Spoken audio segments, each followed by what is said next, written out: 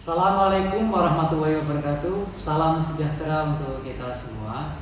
Perkenalkan, nama saya Supri Hatma, dosen mata kuliah dasar umum Bahasa Indonesia, Fakultas Ilmu Sosial dan Ilmu Politik di Universitas Slamet Seri Kendal. Pada kesempatan ini, izinkan saya menyampaikan pernyataan deskripsi diri, unjuk kerja Tridharma Perguruan Tinggi atau yang disingkat dengan PDD UKT-PT bidang pengajaran. Dalam mata kuliah ini terdapat bobot mata kuliah yaitu 2 SKS, dan mata kuliah ini wajib diambil oleh mahasiswa di Universitas Slamet Seri Kendal. Penjelasan terkait mata kuliah ini merupakan salah satu bagian bukti sebagai dosen pengampu mata kuliah dasar umum Bahasa Indonesia di Fakultas Ilmu Sosial dan Ilmu Politik, dan sebagai bukti pernyataan deskripsi diri unjuk kerja Tridharma Perguruan Tinggi atau yang disingkat dengan PDD UKT-PT bidang pengajaran. Selanjutnya, untuk terkait mata kuliah, jumlah SKS 2 SKS dalam pembelajaran MKD Bahasa Indonesia ini terdapat 16 kali pertemuan yang berupa tatap muka atau offline, 14 kali pertemuan digunakan untuk penyampaian materi, kemudian 2 kali pertemuan saya gunakan untuk UTS dan UAS, ujian tengah semester dan ujian akhir semester. Selanjutnya, terkait deskripsi mata kuliah. Dalam mata kuliah ini dijelaskan tentang sejarah perkembangan bahasa Indonesia, baik kedudukan, fungsi, ragam, dan peranan bahasa Indonesia dalam pembangunan bangsa. Kemudian menulis kaidah bahasa Indonesia sesuai dengan Pedoman Umum Ejaan Bahasa Indonesia atau PUBI. Kemudian meningkatkan kemampuan keterampilan menulis dengan ejaan dan tanda baca yang benar. Kemudian dijelaskan juga hakikat bahasa Indonesia. Kemudian juga terdapat materi yang di dalamnya upaya untuk meningkatkan kemampuan mahasiswa dalam menyampaikan pikiran yang berbentuk kalimat. Kemudian menggunakan bahasa Indonesia yang baik dan benar dalam komunikasi baik lisan maupun tulis. Kemudian terdapat juga keterampilan berbahasa yang berupa keterampilan mendengarkan, berbicara, membaca, dan kemampuan mahasiswa dalam menyampaikan pikiran yang berbentuk kalimat, melakukan pemilihan kata atau diksi dan mengembangkan kalimat dalam bentuk paragraf sebagai bekal dalam penulisan laporan ilmiah dan berinovasi dalam profesinya. Selanjutnya, manfaat mata kuliah ini. Dengan kemahiran berbahasa, para mahasiswa diharapkan dapat mengembangkan kepribadian dan nilai-nilai sosial ke dalam tingkat yang lebih tinggi dari apa yang dipakai oleh masyarakat pada umumnya. Manfaat lain adalah untuk mengenalkan diri, lebih memahami, belajar mengamati dunia sekitar, dan lebih cermat mengembangkan proses berpikir dan bernalar sistematis. Selanjutnya, dalam mata kuliah ini terdapat CPL yang nantinya diturunkan dalam CPMK. Untuk CPL-nya terdapat sikap dan keterampilan umum, yaitu antara lain CPL yang pertama atau capaian pembelajaran lulusan yang pertama yaitu menjunjung tinggi nilai kemanusiaan dalam menjalankan tugas berdasarkan agama, moral, dan etika. Kemudian CPL yang kedua, berperan sebagai warga negara yang bangga dan cinta tanah air. Kemudian memiliki nasionalisme serta rasa tanggung jawab pada negara dan bangsa. CPL yang ketiga yaitu menghargai keanekaragaman budaya, pandangan agama, dan kepercayaan serta pendapat atau temuan orisinal orang lain. CPL yang keempat yaitu mampu menerapkan pikiran logis, kritis, sistematis, dan inovatif dalam konteks pengembangan atau keahliannya, serta sesuai dengan standar kompetensi kerja bidang yang bersangkutan. Implementasi ilmu pengetahuan dan teknologi yang memperhatikan dan menerapkan nilai humaniora yang sesuai dengan bidang keahliannya. Kemudian CPL yang kelima yaitu menunjukkan kemampuan literasi informasi, media, dan memanfaatkan teknologi untuk pengembangan keilmuan dan kemampuan kerja dalam mendukung perindustrian. Selanjutnya CPMK atau capaian pembelajaran khusus yang kemampuan yang akhir yang diharapkan yaitu mampu menguasai konsep landasan, tujuan, kompetensi, dan arah dari mata kuliah bahasa Indonesia. Di antaranya yaitu yang pertama menerangkan mengenai nilai kemanusiaan dan menjalankan tugas berdasarkan agama, moral, dan etika. Kemudian yang kedua menjelaskan tentang peran sebagai warga negara yang bangga dan cinta tanah air, memiliki nasionalisme serta rasa tanggung jawab pada negara dan bangsa. Yang ketiga menjelaskan tentang penerapan pemikiran logis, kritis, kemudian sistematis dan inovatif dalam konteks pengembangan atau keahliannya serta sesuai dengan standar kompetensi kerja bidang yang bersangkutan. Implementasi ilmu pengetahuan dan teknologi yang memperhatikan dan menerapkan nilai humaniora yang sesuai dengan bidang keahliannya.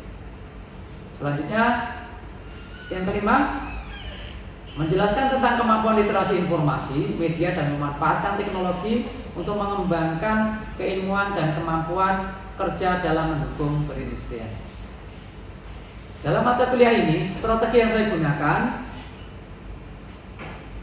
yaitu perkuliahan ini dilaksanakan dengan metode tatap muka atau offline, yaitu di dosen mempresentasikan materi dengan metode ceramah, diskusi, dan tanya jawab.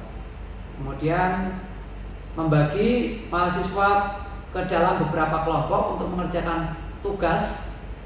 Pada pertemuan tertentu dilaksanakan sistem presentasi oleh mahasiswa baik secara individu maupun kelompok sesuai dengan format pembagian sesi penugasan yang telah diberikan. Selanjutnya terkait dengan tugas-tugas. Tugas-tugas terdiri atas dua, yaitu tugas individu dan tugas kelompok. Untuk kriteria penilaian, saya menggunakan penilaian berdasarkan ujian tertulis, evaluasi pembelajaran, dan unjuk sikap dengan penilaian sebagai berikut. Yang pertama, tugas individu dan kelompok memiliki bobot 30%, kemudian presentasi atau keaktifan itu 10%, kemudian presensi kehadiran 15%, kemudian UTS ujian tengah semester 20%, dan UAS 25%. Jumlah keseluruhan 100%. Selanjutnya dalam mata kuliah ini akan dipelajari terkait dengan topik bahasan yang pertama yaitu pembahasan kontra perkuliahan, kemudian manfaat perkuliahan bahasa Indonesia di perguruan tinggi. Selanjutnya sejarah perkembangan kedudukan dan fungsi bahasa Indonesia, pertemuan yang kedua. Selanjutnya menulis berdasarkan kaidah Pedoman Umum Ejaan Bahasa Indonesia atau PUBI. Kemudian menulis dengan tanda baca yang tepat, pidato, keterampilan menulis, keterampilan menyimak, pemilihan kata atau diksi, menulis paragraf, menulis ilmiah, dan karya tulis. Kemudian tugas akhir berupa presentasi kelompok. Kemudian selanjutnya mohon izin untuk disampaikan video pembelajaran terkait dengan mata kuliah MKDU Bahasa Indonesia. Selamat menyaksikan. Saya cukupkan sekian, kurang lebihnya minta maaf. Wassalamualaikum warahmatullahi wabarakatuh. Assalamualaikum warahmatullahi wabarakatuh. Waalaikumsalam warahmatullahi wabarakatuh. Bismillahirrahmanirrahim. Alhamdulillahirabbil alamin. Alhamdulillah. Salam sejahtera untuk kita semua. Selamat pagi teman-teman mahasiswa. Apakah sehat semua hari ini? Sudah siap mengikuti perkuliahan? Baik, kalau begitu sebelum kita memulai kegiatan perkuliahan ini, silakan untuk ketua kelas bisa memimpin berdoa. Semoga nanti kita silakan. Mari teman-teman, sebelum mengawali mata kuliah pada pagi hari ini, kita berdoa terlebih dahulu sesuai agama dan keyakinan masing-masing. Berdoa mulai.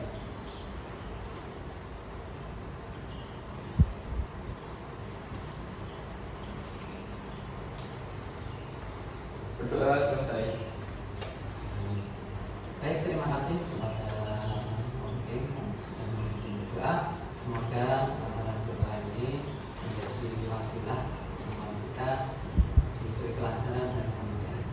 Selanjutnya, pertemuan minggu lalu sempat kita sudah bahas terkait dengan rencana perkuliahan, rencana pembelajaran dalam satu semester, kemudian penerapan perkuliahan juga sudah kita bahas terkait dengan pengantar pendidikan bahasa Indonesia di perguruan tinggi. Selanjutnya hari ini kita masuk pada bab berikutnya terkait dengan sejarah kedudukan dan fungsi bahasa Indonesia. Namun sebelumnya saya mungkin berdiri. Apakah dari teman-teman sekalian ada yang sudah tahu bagaimana sejarahnya bahasa Indonesia? Ada ya? Kira-kira teman-teman berasal dari mana bahasa Indonesia itu? Ada yang tahu? Silakan. Kira-kira berasal dari ya? Pada masa kolonial ini, tahun 1908, pemerintahan Hindia Belanda atau waktu itu ada perserikatan dagang yang disebut dengan VOC, Serikat Dagang Perserikatan Belanda ini membentuk badan atau yang dinamai Taman Bacaan Rakyat, istilahnya Taman Bacaan Rakyat, yang sekarang kita kenal dengan istilah Balai Pustaka, Balai Bahasa. Salah satu sumbangsih nyata peran bahasa terhadap kemerdekaan adalah munculnya sebuah persatuan bangsa kita. Kalau kita ketahui, sesungguhnya Bank Indonesia itu sudah berbangsa-bangsa itu sudah sejak lama. Jadi hanya saja wadahnya yang berbeda. Kalau dulu bangsa kita memiliki wadah berserikat, berbangsa, itu wadahnya adalah kerajaan. Kemudian kerajaan-kerajaan itu berjalannya waktu tercerai-berai karena kolonialisme itu, bangsa-bangsa kita terpecah belah. Akhirnya muncullah semangat para pendahulu kita itu untuk merdeka dari penjajahan. Nah, niatan merdeka itu tidak mudah karena sudah terlanjur dipecah belah oleh Belanda waktu itu. Itu yang namanya persatuan. Persatuan itu bisa digalang mestinya harus ada alat. Waktu itu satu hal yang dipikirkan kira-kira apa alatnya supaya bangsa kita bisa bersatu kembali, kemudian menyusun sebuah strategi untuk terlepas dari penjajahan dan membentuk bangsa yang baru, negara yang akhirnya terpikirkan untuk merdeka untuk mendirikan sebuah negara itu Indonesia. Namun dalam kenyataannya untuk membentuk negara itu tidak mudah karena kolonialis itu sangat kuat, penjajahannya sangat kuat. Maka ketika itu dicarilah kira-kira apa satu terpikirkan apakah dengan alat agama. Kemudian dipikirkan kembali kalau dengan alat agama, padahal bangsa kita itu tidak terdiri atas satu agama. Misalkan yang di Bali itu agamanya di Jawa yang Muslim, Islam, ada yang Kristen, ada yang Buddha. Jadi kalau nanti diminta persatuan itu melalui jalur agama, bisa jadi nanti tidak bisa bersatu karena ada berbeda. Yang kedua, berpikir kembali bagaimana kalau nanti menggunakan alat suku atau ras. Kira-kira kalau yang digunakan suku bisa tidak memasukkan Nusantara? Kan suku itu beda-beda, ada yang Jawa, Sunda, Batak, Kalimantan, macam-macam. Untuk mempersatukan semuanya itu tidak cukup kan? Karena kita tahu setelah pasca runtuhnya Majapahit, ini ada kesenjangan antara Majapahit dengan orang Sunda. Karena dampak perang Bubar. Ada yang orang Sunda? Kalau yang Jawa? Yang Sunda ada? Nah, kalau orang Sunda mungkin tahu perang Bubar. Perang Bubar ini perang apa ya? Perang historis sejarahnya yang sampai ini sekarang masih ada yang apa namanya? Masih diyakini. Banyak ada mitos kalau orang Jawa sama Sunda itu tidak jadi nikah dan sebagainya karena faktor perang Bubar itu adanya ini. Tapi semua itu bisa disatukan lewat perannya Sumpah Pemuda, peran persatuannya. Sekarang sudah mitos itu sudah namanya sudah diukur. Jadi orang banyak kan bisa memenuhi nomor satu. Akhirnya dipilihlah satu alat yang kira-kira alat itu semua dari wilayah Nusantara ini merasa memiliki. Nah, kira-kira apa alatnya? Alatnya adalah bahasa, yaitu bahasa Melayu waktu itu. Kenapa apa yang dipilih bahasa Melayu? Karena bahasa Melayu sudah sejak lama, bahkan sejak abad ke-7 itu digunakan oleh pendahulu kita. Orang Jawa ya, banyak kerajaan yang ada di Jawa, penggunaan bahasa Melayu sudah akrab digunakan oleh masyarakat. Orang Sunda juga sama. Orang Kalimantan, Sumatera sama. Mereka merasa memiliki bahasa Melayu sebagai bahasa sehari-hari dalam konteks perdagangan dan komunikasi. Jadi bahasa Melayu itu ini penting. Dan karenanya dipilihlah bahasa Melayu sebagai bahasa persatuan. Inilah cikal bakal bahasa Indonesia atau yang awalnya bahasa Melayu diangkat sebagai bahasa persatuan. Maka tepat tanggal 28 Oktober 1928 itu diperingatilah Sumpah Pemuda yang di situ isinya menyatakan apa bunyi Sumpah Pemuda?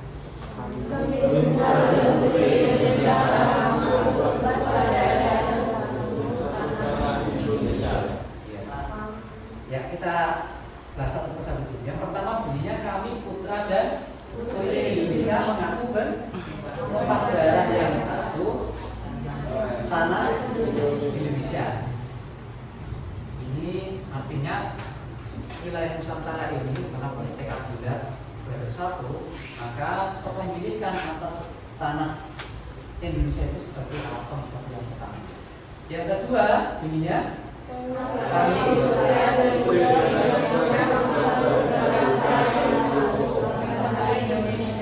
Iya, kami putra dan putri Indonesia mengaku berbangsa yang satu, bangsa Indonesia. Seperti tadi kami sampaikan, bangsa kita itu sudah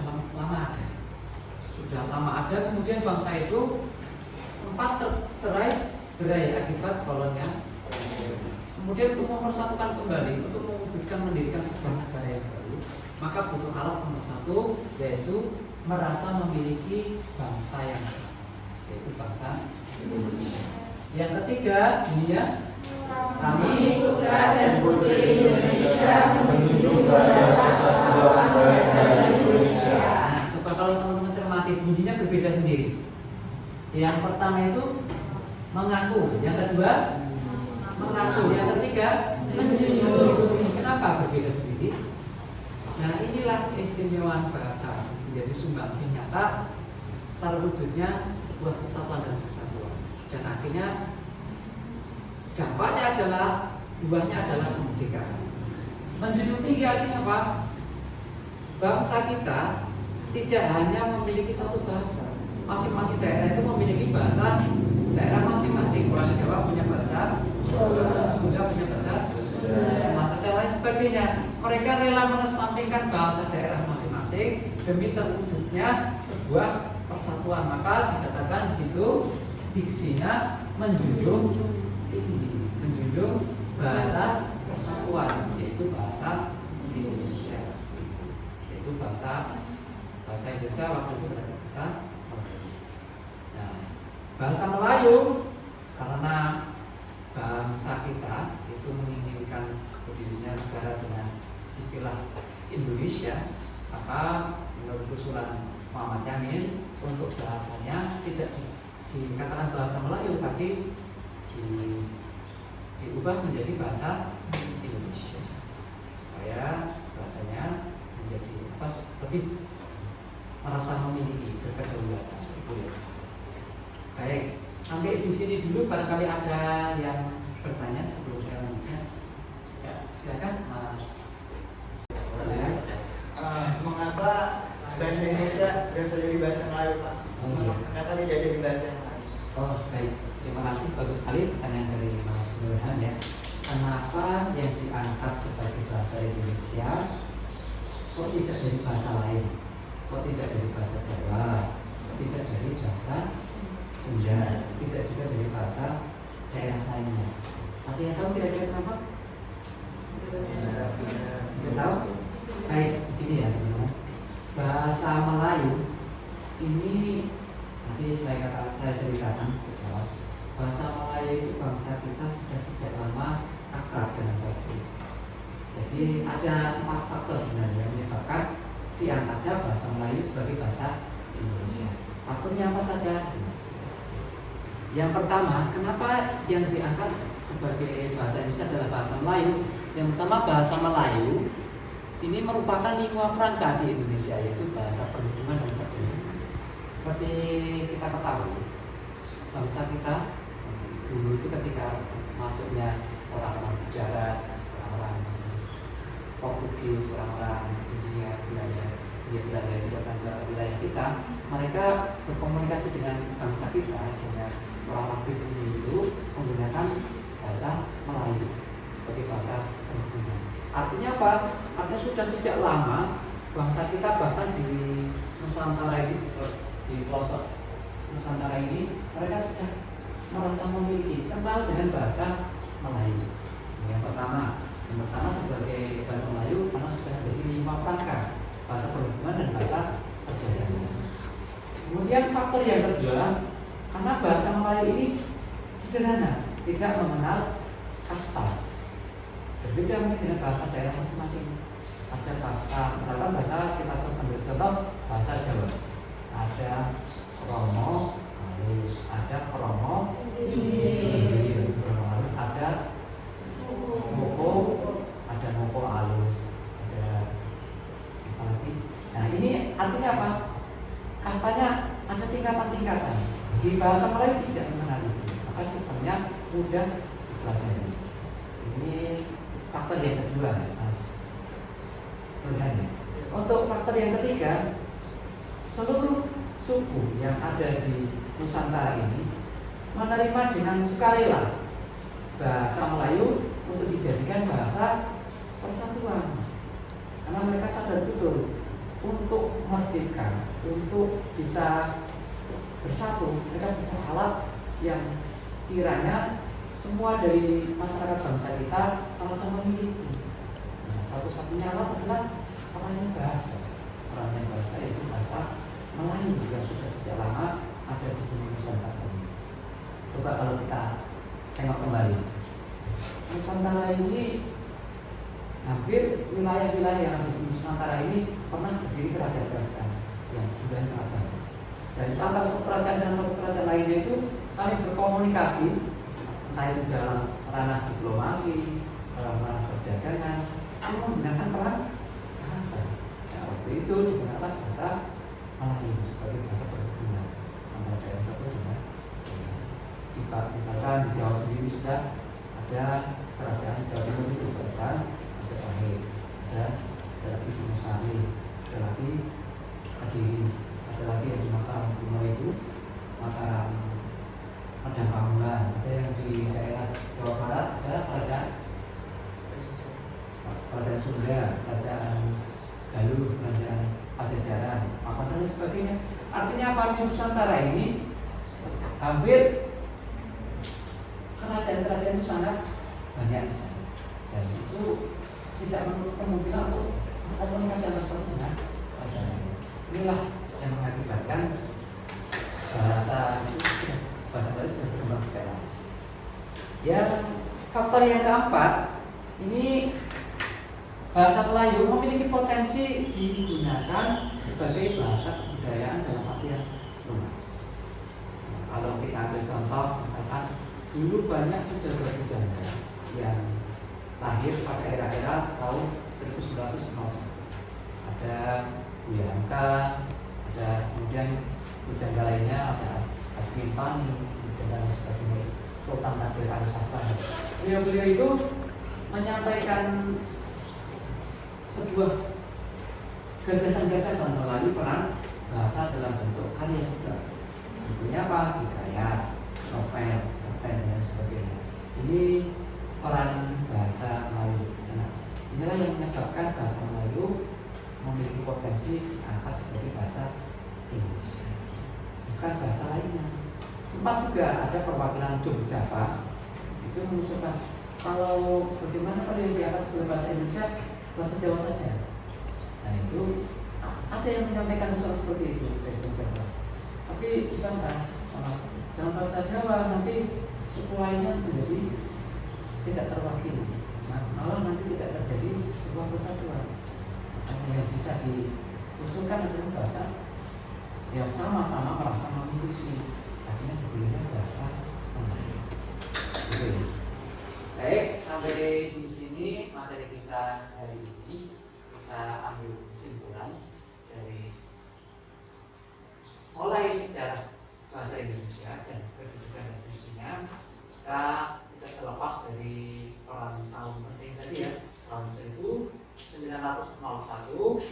ini bahasa Indonesia dikenal dengan istilah ejaan tanpa bosan. Yang kolonial waktu itu meresmikan bahasa Melayu, bahasa Melayu sebagai bahasa berhubungan pada pemerintahan waktu itu. Kemudian ada di Kongres Bahasa Indonesia di Solo, di Kongres Bahasa pertama tahun 1938 ini sudah mulai bahasa memiliki peranan penting dalam konteks pembahasan. Tahun 1947 menjadi ejaannya berubah menjadi ejaan Republik atau Swandi. Kemudian pada tahun 1972 berubah menjadi EDD, 2016 berubah menjadi DU. Inilah sejarah perkembangan bahasa Indonesia. Itu yang bisa kami sampaikan. Semoga pertemuan hari ini bisa bermanfaat untuk kita semua. Kita lanjutkan di pertemuan yang akan datang. Kita akan membahas terkait dengan ragam bahasa. Dari saya kurang dan lebihnya minta maaf.